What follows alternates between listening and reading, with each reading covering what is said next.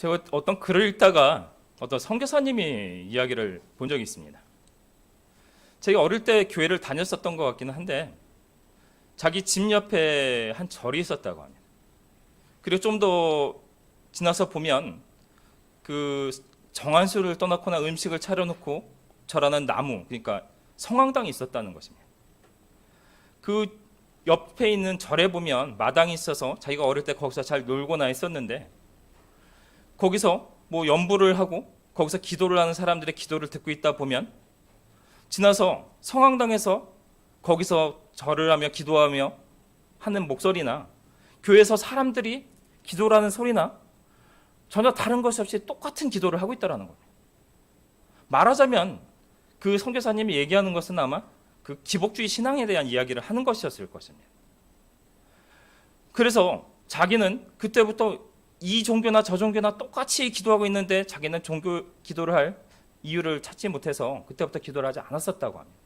좀 더 나이가 들어서 기도에 대해서 좀 더 알게 되고 오해가 풀리게 되어 그때부터 기도를 하기 시작했는데 어쨌든 그 선교사님의 얘기는 그 어떤 기도가 모든 것들이 자신의 개인적인 복을 비는 신앙에 대한 것들에 대한 이야기를 하는 것을 본 적이 있습니다.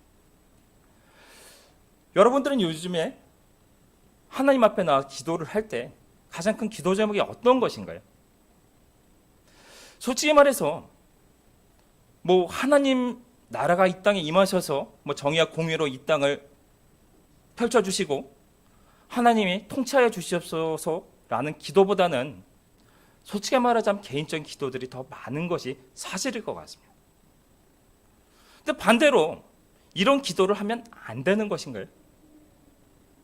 우리가 우리의 어려움을 가지고 하나님 앞에 나와 간절히 구하고 그에 대한 응답을 구하는 것이 빠진다면 사실 거꾸로 우리가 교회에 나와 하나님을 믿는 이유 중에 큰 목적 하나가 사라지는 것일 것입니다. 근데 우리가 기복주의 신앙을 굉장히 경계한다는 이야기들을 많이 합니다. 근데 기복주의 신앙이 어떤 건가요? 사실은 기복주의 신앙이라는 것들이 정상적이고 열심히 있는 신앙과 구별하기 어려울 때가 많습니다. 뭐냐면 기복주의 신앙 가운데도 열심히 기도하게 됩니다. 우리가 이렇게 전통적으로 우리 어머니들이, 우리 할머니들이 물 떠놓고 새벽부터 기도했던 그 모든 것들이 사실은 가정을 위해서, 자녀를 위해서, 자신들의 어려운 문제를 위해서 기도했던 바로 그 심성으로부터 우리가 기독교를 받아들이고 그 기도에 끈을 이어왔던 것이 사실이기 때문입니다. 열심히 기도하고 하나님 앞에 나와 열심히 헌신할 수밖에 없는 것입니다. 즉 기복주의 신앙이라고 말하는 것들이 사실 우리가 말하는 열심히 있는 신앙과 사실은 다르지 않을 수 있다는 것입니다. 단지 기복주의 신앙은 구별하는 것은 그것이라고 말합니다. 그것의 모든 것의 목적이 자신의 요구를 관철시키기 위한 기도가 이루어지는 것을 말합니다. 나가서 자기가 열심히 기도를 하고 신앙생활을 하고 하나님 앞에 나가 자신의 모든 헌신을 드리는 근본 목적이 그것에 대한 대가로 내가 나의 요구사항들을 관철시켜 받아내기 위한 것이라는 뜻입니다. 목적이 하나님의 나라, 하나님의 뜻, 그것보다는 바로 나의 것들을, 나의 헌신을 통해서 하나님을 감동시켜 그 대가로서 내가 무엇인 걸 받아들이는 것이 바로 기복주의 신앙이다라고 사실은 말합니다. 사실은 기독교를 제외한 나머지 신앙 속에서 많은 경우 그렇게 나타나는 것들을 보게 됩니다. 제가 전에 모셨던 그 사장님 중에 한 분은 연초가 되면은 절에 가서 그쪽에서 요구하면 뭐 500만 원, 1000만 원짜리 금부처도 바치는 것도 봤습니다. 그 모든 것의 목적은 자신이 그처럼 헌신을 하면 그 대가로 부처가 자기에게 금복을 줄 것이다 라는 목적이었다는 겁니다. 결국 그러나 우리가 기독교, 예수를 믿는다는 것의 근본 목적은 사실은 우리 영혼의 구원일 것이 맞습니다. 하지만 우리가 살아가면서 우리가 삶의 축복은 없이 단지 죽은 다음에 영혼의 구원만이 우리의 받는 축복의 전부라면 우리가 이 세상 가운데 살아가면서 우리의 물질적인 문제와 우리 어려움을 가지고 하나님께 기도할 수 없다면 사실 우리가 살아가면서 이 세상 가운데 하나님을 믿고 위지하며 살아가는 게 많이 힘들지 모릅니다. 하지만 사실 성경 속에서 바라보면 물질적인 축복만을 영적인 축복만을 이야기하지는 않고 있다는 것입니다. 아브라함이 하나님이 나타나셔서 그에게 너희의 모든 축복을 통해서 너희가 세상 모든 민족의 복의 근원이 될 것이라 말씀하셨지만 그에게는 바로 자선의 축복과 물질의 축복과 많은 것들이 주어졌음을 보게 됩니다. 이삭도 마찬가지로 그가 하나님 앞에 순종했을 때 그가 100배의 수확을 얻으며 거부가 되는 축복을 내려줬음을 우리가 기억합니다. 다윗에게도 마찬가지며 또한 이스라엘 백성들이 출애굽의 40년을 통해서 그들이 구원함을 받았지만 그들을 먹이시고 보호하시고 그 길을 인도로 하신 것이 바로 하나님이라는 뜻입니다. 하나님이 우리에게 주신 축복이라는 성경에서 말씀하실 때 영적인 축복만을 말씀하고 계시지는 않다라는 것입니다. 요한삼서 1장 2절을 보면 말합니다. 사랑하는 자여 내 영혼이 잘된 같이 내가 범사에 잘되고 강건하기를 내가 간구하노라. 일명 순복음교에서 삼박자 구원이라고 이야기하는 본문이기도 한데 분명히 저기서 말하는 것은 우리가 하나님을 믿을 때 우리 영혼의 구원함을 받으며 범사에 하나님의 축복을 받고 또한 우리 건강에 질병의 축복까지 주신다라는 것입니다. 즉 우리가 하나님의 나라를 구하고 우리 영적으로 잘 될 때 우리 삶의 축복까지 같이 주어짐을 말합니다. 반대로 우리가 영적 축복만을 구하고 우리가 세상에 축복만을 구하지 않을 때 우리 삶의 사실을 공고하게 될 것입니다. 반대로 하나님의 영적인 관심은 없이 세상에서 우리 문제만을 구하고 살 때 우리 세상 속에서 많은 어려움과 힘듦을 만나게 될 때 우리는 좌절 속에서 하나님을 원망하게 될 것이 분명합니다. 영적인 축복을 기억하지 못하고 영적으로 받은 우리의 감사를 기억하지 못하기 때문입니다. 결국 우리는 신앙생활을 통해서 하나님을 구하는 방법에 대한 이야기를 좀 오늘 해보려고 합니다. 여러분들 하나님의 뜻을 따라서 하나님이 주시는 뜻을 행했는데 우리의 고난이 나타날 수 있나요? 사실은 우리가 살아가면서 많이 실제로 경험하는 일들입니다. 오늘 본문도 사실은 그런 내용입니다. 오늘 본문은 애굽에서 400년을 걸쳐서 노예 생활하던 이스라엘 백성이 출애굽을 할 즈음의 이야기입니다. 하나님께서 모세를 선택하여 보내고 그에게 바로 자신의 백성 이스라엘을 구원해내라 명합니다. 그리고 이집트 왕 바로를 만나서 그에게 말씀을 전하라는 것입니다. 출애굽기 5장 1절. 그 후에 모세와 아론이 바로에게 가서 이르되 이스라엘 하나님 여호와께서 이렇게 말씀하시기를 내 백성을 보내라. 그러면 그들이 광야에서 내 앞에 절기를 지킬 것이라 하셨나이다. 하나님이 이 요구는 당연한 사항이었습니다. 내 백성이 나에게 올릴 합당한 영광과 예배를 드리도록 그 백성을 보내라. 모세를 통해서 애굽 왕에게 요구한 내용이었습니다. 그 백성을 통해서 이 백성은 내가 선택하여 영광을 받도록 선택한 민족이니 내게 합당한 제사, 영광을 올리는 민족으로 보내라는 뜻이었습니다. 또한 이 백성에게 있어서는 바로 자신들의 기도의 응답의 모습입니다. 이들은 오랫동안 노예 생활을 하며 고통을 당하며 하나님께서 약속하신 자신의 조상들에게 약속한 그 꿈과 비전이 이루어지기를 구했을 것입니다. 바로 약속의 땅 가나안 땅에 들어가 자신들의 독립된 나라를 만드는 것입니다. 출애굽기 2장 23절 25절까지의 말씀입니다. 여러 해 후에 애굽 왕은 죽었고 이스라엘 자손은 고된 노동으로 말미암아 탄식하며 부르짖으니 그 고된 노동으로 말미암아 부르짖는 소리가 하나님께 상달된지라. 하나님이 그들의 고통 소리를 들으시고 하나님이 아브라함과 이삭과 야곱에게 세운 그의 언약을 기억하사 하나님이 이스라엘 자손을 돌보셨고 하나님이 그들을 기억하셨더라. 하나님께서 그들이 부르짖는 소리를 들으셨다라고 말합니다. 고통 속에서 하나님 앞에 간절히 구하는 소리를 들으셨다라고 말합니다. 분명히 그들의 약속이 있었지만 그들의 그 약속은 바로 그들이 간절히 부르짖는 기도 속에서 하나님께서 기억하셨다라고 말하고 있습니다. 그들은 그를 기억하시고 모세를 세워 그들을 약속을 지키고자 보내셨다는 뜻입니다. 즉 모세가 바로에게 가서 하나님의 말씀을 전한 이것은 이스라엘 백성들이 하나님 앞에 드린 기도의 응답으로 나타난 것입니다. 우리가 만약에 하나님의 응답이라면 이 뒤에 어떤 결과가 나타나야 우리의 정상이라고 생각이 들까요?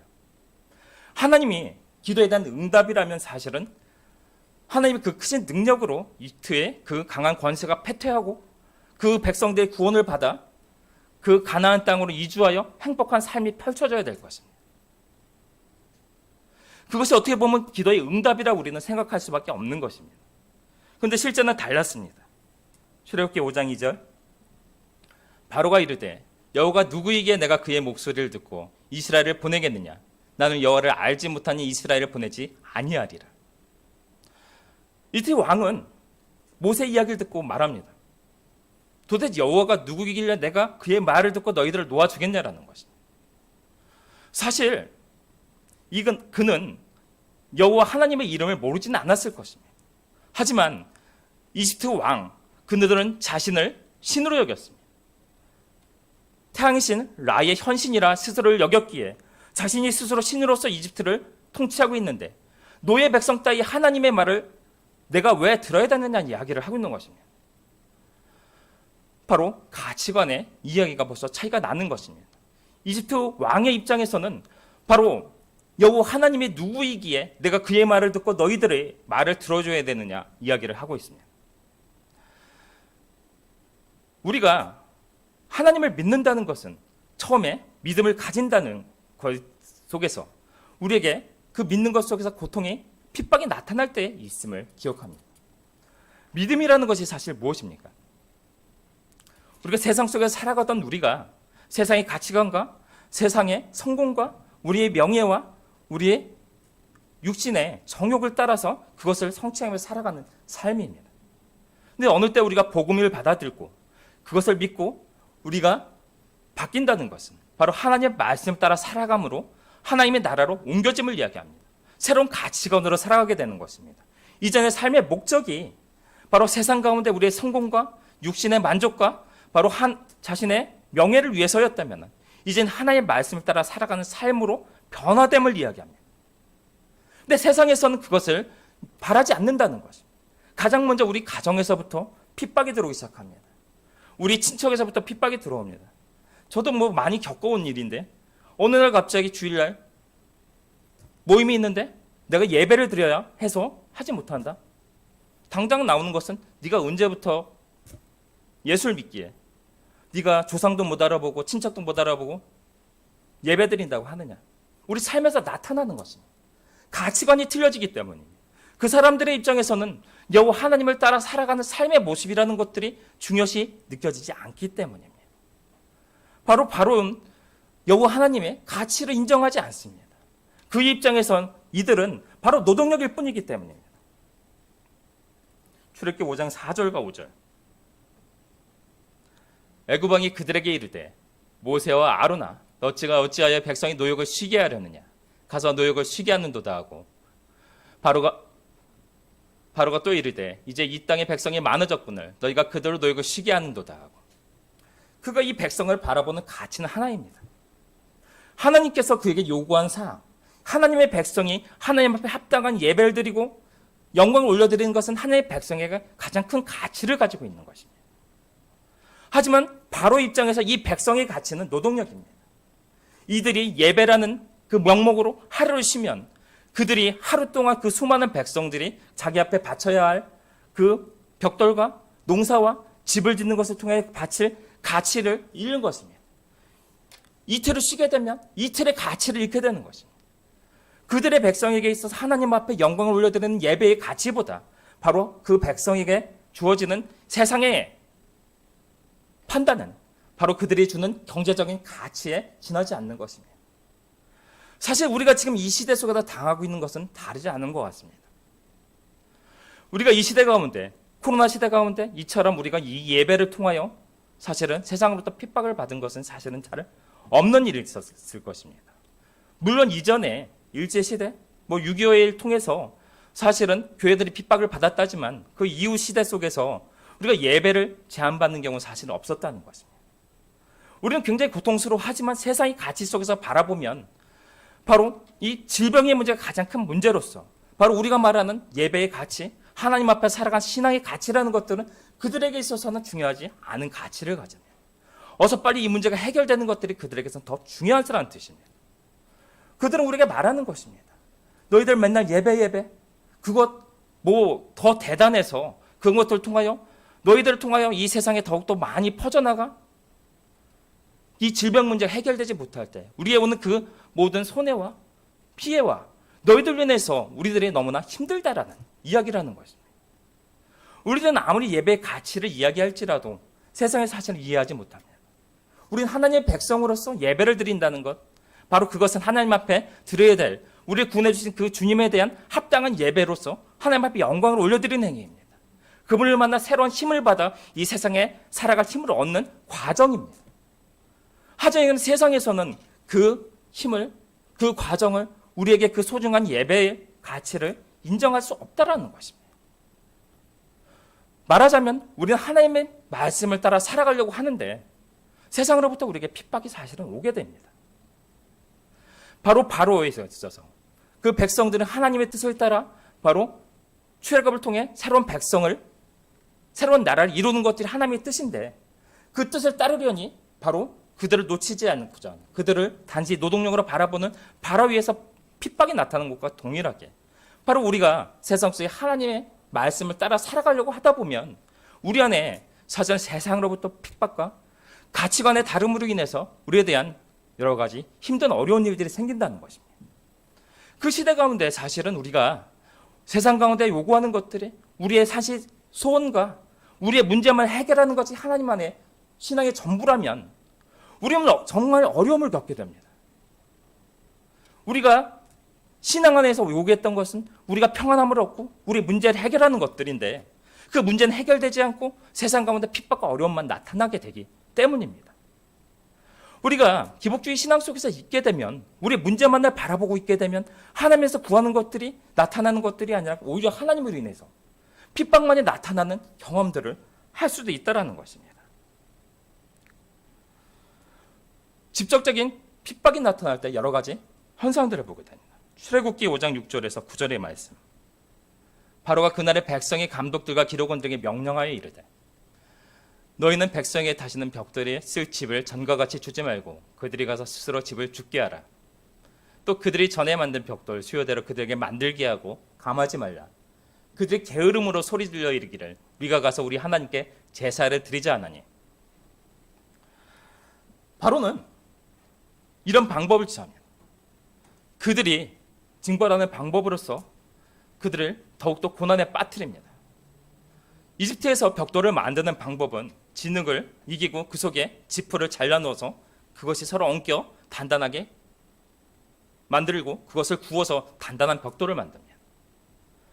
근데 너희들이 지금 시간이 남아도라 너희들이 지금 예배드린다 그런 소리를 나에게 한다는 것입니다.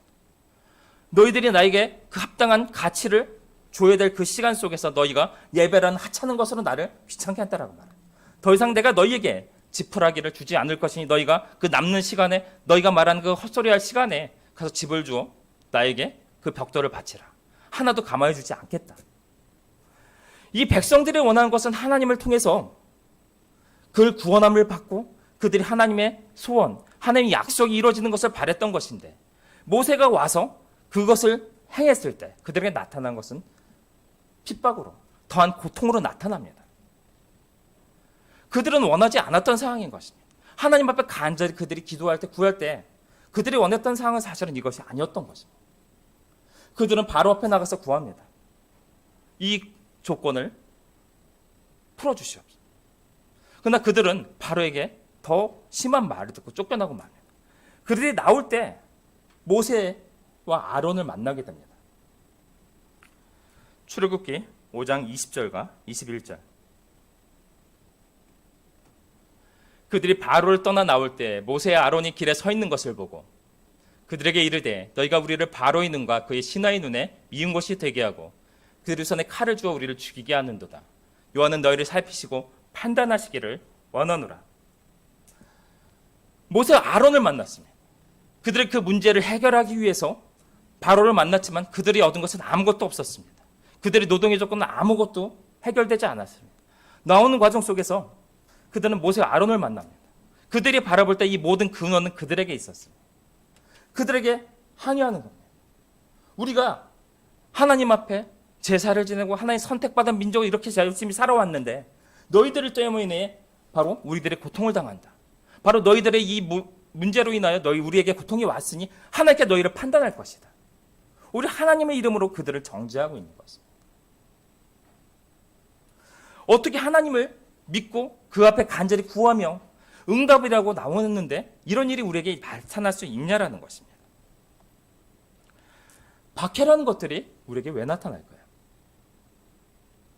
이들은 하나님을 따라 산 죄, 열심히 기도하여 응답을 받은 죄밖에 없는데 이들에게 고통으로 나타났습니다. 세속적인 관점과 하나님을 따라 사는 삶의 이 모든 영적 싸움이라는 것들은 우리를 고통에 사실은 들어갈 수밖에 없게 만드는 것이 있습니다. 좀 전에 말씀드렸던 것처럼 세상적인 관점을 보면 이들은 이를 통해서 가치를 생산하고 그 같은 가치 속에서 그 사이를 지탱해야 하는 것입니다. 그들이 시여 예배를 하고 하나님 앞에 나가는 행동은 그들에게서 악으로 나타날 수밖에 없는 것입니다. 세상 속에서 자신들과 동일하게 살아가기를 원합니다. 우리들의 청년들이 세상에서 사실은 살아갈 때 주일날 일을 할 수밖에 없는 조건들을 몰리는 경우를 많이 보게 됩니다. 때로는 그 팀에서 만약에 주일날 일을 해야 되는데 어떤 자가 나는 예배를 하여 할 수 없다고 말하면 그들 입장에서 바라보면 너로 인하여 우리 팀의 일이 되지 않는 것입니다. 우리가 해야 될 일을 너 때문에 바로 네가 예배라는 일을 통해서 너의 이기적인 심성으로 인해서 할 수 없다라고 말하게 되는 것입니다. 세상에서는 자신의 관점으로 우리를 판단하고 우리 신앙을 무너뜨리려고 만들어 나갑니다. 로마서 1장 32절을 보면 말합니다. 그들이 이같이 일을 행하는 자는 사형에 한다고 하나님께서 정하심을 알고도 자기들만 행할 뿐 아니라 또한 그런 일 행하는 자들을 옳다 하느니라. 세상 속에서는 우리들을 하나님 따라 살아가는 사람들을 바라보지 않습니다. 그들을 인정해 주지 않습니다. 신앙을 통해서 우리들은 이처럼 하나님을 사랑하고 하나님을 따라 살아가는 삶의 가치와 그분을 기도하고 예배함을 통해서 우리에게 주어지는 모든 가치를 우리들은 깨닫고 이해하며 그렇게 살아가려고 노력하지만 세상의 사람들은 그것의 가치를 인정하지 않습니다. 자신들과 똑같이 살아가지 않는 우리들을 방해하고 자신들과 똑같이 만들고자 한다는 뜻입니다. 하나님을 따라 살아가기 위해서 사실은 우리 안에 사실은 박해가 나타날 수밖에 없다는 뜻입니다. 그러나 우리들은 바로 그 모든 것 속에서 하나님의 계심으로 우리는 기억한다는 것입니다. 욥기 20장 5절 속에서 말합니다. 악이 이긴다는 자랑도 잠시요 경건하지 못한 자의 즐거움도 잠깐이니라. 세상에 때로는 우리를 핍박하고 악한 자들의 그 모든 것들이 더 세상 속에서 득세하는 것처럼 보일 때가 있습니다. 결국 그러나 우리가 하나님 안에서 살아갈 때 결국 하나님께서 우리를 승리의 길로 이끌어 가신다는 뜻입니다. 마태복음 10장 22절에서 말합니다. 또 너희가 내 이름으로 말미암아 모든 사람에게 미움을 받을 것이나 끝까지 견디는 자는 구원을 얻으리라. 때로는 우리가 하나님을 믿는 것으로 인해서 바로 그 영적인 싸움 가운데 우리에게 핍박이 올 때가 있습니다. 세상에서는 오히려 세상에 순응하여 살려고 말합니다. 세상에 순응하면 그 핍박이 사라지기 때문에 오히려 세상 속에서 그것을 따라 살아가는 삶으로 돌아가는 것이 우리 세상에 살아가는 삶이 편할 때도 있다라는 것입니다. 그런데 우리가 바라봐야 될 것이 있습니다. 이스라엘 백성에게 나타난 이 고난의 근원이 무엇입니까? 모세가 가서 하나님의 말씀을 전했기 때문이었습니다. 이들의 간절한 기도는 바로 이들이 하나님부터 구원을 받아 약속의 땅 가나안 땅을 가서 자신의 나라를 세우는 것입니다. 그들의 기도가 응답을 받아 모세가를 통하여 이 이집트의 왕에게 전달이 되었습니다. 하나님 일이 시작되었다는 것입니다. 이것은 하나님부터 비롯되어 자신의 응답을 통해 자신의 백성들을 이끌고 나가기 위한 일이 시작되고 있는 것입니다. 절대로 그러나 세상에서는 이들을 단순하게 놓아줄 리가 없습니다. 이들에게 단순하게 처음에 이것이 하나님의 일에서 시작될 때 그들에겐 핍박으로 나타날 수밖에 없는 필연적인 일이 있다는 것입니다. 그러나 하나님의 안에 있을 때 결국 하나님께 이루어진 그 일로 인해서 그의 결론적인 일들에 있어서는 하나님의 역사가 그들에게 펼쳐지고 있다는 것입니다. 그들의 눈에서 보면 당장 눈앞에 있는 것은 핍박의 일이며 자신의 더욱더 큰 고난으로 나타나고 있지만 속에서 이루어지는 것은 하나님의 역사가 일어나고 있는 과정이었다는 것입니다. 이것은 무엇이었습니까? 모세가 가서 전한 것은 이 백성을 하나님께서 말씀하셨으니 놓아주라는 것이었습니다. 하나님께서 그들에게 역사하고 있음을 그들은 깨달았어야 합니다. 그렇다면 이들이 해야 됐을 것은 무엇입니까? 하나님을 찾았어야 되는 것입니다. 그런데 두 가지 모습으로 나타났음을 보게 됩니다. 먼저 이스라엘 백성은 자신의 방법을 해결합니다. 세상 권력 앞으로 당장 눈앞에 보이는 핍박의 근원으로 나아갑니다. 출애굽기 5장 15절. 이스라엘 자손의 기록원들은 가서 바로에게 호소해 이르되 왕은 어찌하여 당신의 종들에게 이같이 하시나이까. 그들은 표면적으로 나타나는 모습만 보았습니다. 하나님의 말씀이 전해졌을 때 바로를 통해서 자기들의 핍박이 나타나자 바로에게 나가서 그 문제를 해결하려고 했습니다. 그러나 이 문제의 근원은 바로 하나님으로부터 시작된 일입니다. 그것을 본다면 그들은 사실 하나님 앞에 나아가야 되는 것입니다. 이 문제가 발생했을 때 모세는 알고 하나님 앞에 나아갑니다. 출애굽기 5장 22절 23절. 모세가 여호와께 돌아와서 아뢰되 주여 어찌하여 이 백성이 학대를 당하게 하셨나이까. 어찌하여 나를 보내셨나이까. 내가 바로에게 들어가서 주의 이름으로 말한 후로부터 그가 이 백성을 더욱 학대하여 주께서 주의 백성을 구원하지 아니하시나이다. 이 문제를 가지고 하나님 앞에 나아갔습니다. 사실 이 문장을 바라보면 모세가 하나님 앞에 대한 원망도 있습니다. 내가 가서 하나님의 명령을 수행했을 뿐인데 더한 악한 일이 일어났는데 왜 하나님 도와주시지 않습니까? 문제의 근원은 하나님으로부터 시작된 일입니다. 사실은 원망을 해도 하나님 앞에 나가야 된다는 뜻입니다. 세상의 권력에 나가서 해결할 문제가 아니었다는 것입니다. 모세가 자신의 상한 심령과 아픈 것을 가지고 하나님 앞에 나아갔습니다. 간절히 구하는 겁니다. 하나님의 명령을 수행했는데 하나님 왜 안 도와주시나요? 이 백성을 돌보아 주시지 않습니까? 그 원망조차도 하나님 앞에 나아가서 하는 것입니다. 바로 그 안에 응답이 있을 수 있기 때문입니다. 출애굽기 6장 1절과 2절. 하나님께 응답하셨습니다. 여호와께서 모세에게 이르시되 이제 내가 바르게 하는 일을 내가 보리라. 강한 손으로 말미암아 바로가 그들을 보내리라. 강한 손으로 말미암아 바로가 그들을 그 이 땅에서 쫓아내리라. 하나님 모세에게 말씀하시되 나는 여호와이니라. 하나님의 응답함을 받았습니다. 자신은 하나님의 말씀을 듣고 가서 했다고 했는데 결과가 이렇게 나왔을 때 낙심하고 좌절했을 것입니다. 하나님 앞에 다시 나가 간절히 기도하는 가운데 하나님의 다시 응답을 받습니다. 그들은 다시 나가 힘을 얻게 될 것입니다. 나가서 다시 하나님의 명령을 들고 가서 바로에게 그 능력을 행하며 그 백성을 구출하게 될 것입니다. 우리가 세상 가운데 우리가 뜻하지 않은 일들이 발생함을 보게 됩니다. 하나님의 뜻을 따랐는데 우리의 고통이 나타남을 보게 됩니다. 내가 원하는 것은 이런 것은 아니었는데 하나님의 뜻을 따라 살아가는 삶에 원했던 것이 이것이 아닌데 나에게 여러 가지 힘든과 어려움은 나타날 때가 있습니다. 그런데 그 근원이라는 것들은 사실은 내가 하나님을 믿기 때문에 믿는 것으로 인해서 나타나는 핍박이라는 것입니다. 그것을 어디 가서 구하시겠습니까? 세상에서 핍박이 온다고 해서 세상으로 나가 하나님을 굴복하고 세상에 나가 세상에 굴복하여 세상을 따라가는 것? 하나님에서 떠나는 길입니다. 우리의 문제가 이 근원이 해결되는 것이 아니라는 뜻입니다. 하나님부터 비롯된 것, 우리 믿음으로 발생한 그 모든 고난과 어려운 것들, 그것은 하나님 앞에 나아가 그 어려움과 우리 상한 심령조차도 내어놓아야 하는 것입니다. 그 원망조차도 오히려 내가 더욱더 하나님 앞에 기대하지 않았던 어려움이 나타남으로 인해서 내 마음속에 어려움이 나타나고 하나님 앞에 원망이 나타날지라도 그 원망까지도 가지고 나가서 하나님께 토설하는 겁니다. 그 앞에 드리고 내가 정말 이처럼 어려워 하나님 앞에 구했는데 더욱더 어려워졌습니다. 그러나 그 중에서도 하나님 나에게 역사하셔서 나의 길을 열어주시고 나아갈 길을 주셔서 나를 구원해 주라고 더욱더 나가 하나님을 찾아야 되는 것입니다. 왜냐하면 그 모든 문제의 근원이 나의 믿음과 하나님 따라 살아가는 삶에서 나타나는 문제들이었기 때문입니다. 우리가 이 세상을 살아가면 너무나 어려울 때가 많이 있음을 고백합니다. 그러나 때로는 그것이 바로 오히려 믿음으로 인해서 나타나는 게 있을 때도 고백합니다. 만약 그렇다면 그것은 우리가 더욱더 하나님 앞에 나아가야 될 때입니다. 예배를 통해서 기도를 통해서 하나님 뜻을 구해야 될 때인 것입니다. 우리 어려움이 나타날수록 그것을 더욱더 가지고 있는 하나님 앞에 간절히 토설하고 하나님 앞에 내어놓을 때 그 응답을 통해서 우리는 하나님이 살아계심을 경험하고 나아갈 힘을 얻게 되는 것입니다. 결국 우리가 하나님 앞에서 여러 가지 상황은 존재할 수 있지만 결론적으로 하나님 안에서 살아가는 자, 하나님께 구하는 자, 결론적으로 하나님의 인도하신 선한 모든 능력 안에서 살아가게 되는 것입니다. 성경 속에서 우리 믿음의 선진들이 그것을 우리에게 보여주었습니다. 그들의 삶 가운데 여러 가지 어려움은 있었을지언정 그들 삶의 인내와 그 모든 순종 가운데 하나님이 인도하시는 축복 가운데로 들어가는 모습들을 보게 됩니다. 우리들이 믿음으로 나타나는, 믿음으로 살아갈 때 이 세상에 나타나는 모든 핍박과 세상의 것들에 굴복하는 자가 아니라 오히려 그것으로 인해서 바로 믿음으로 우리에게 힘듦이 올 때 더욱더 하나님 앞에 나가 간절히 구함으로 인해서 우리 삶의 축복이 가득한 삶이 되시기를 예수님 이름으로 축원합니다.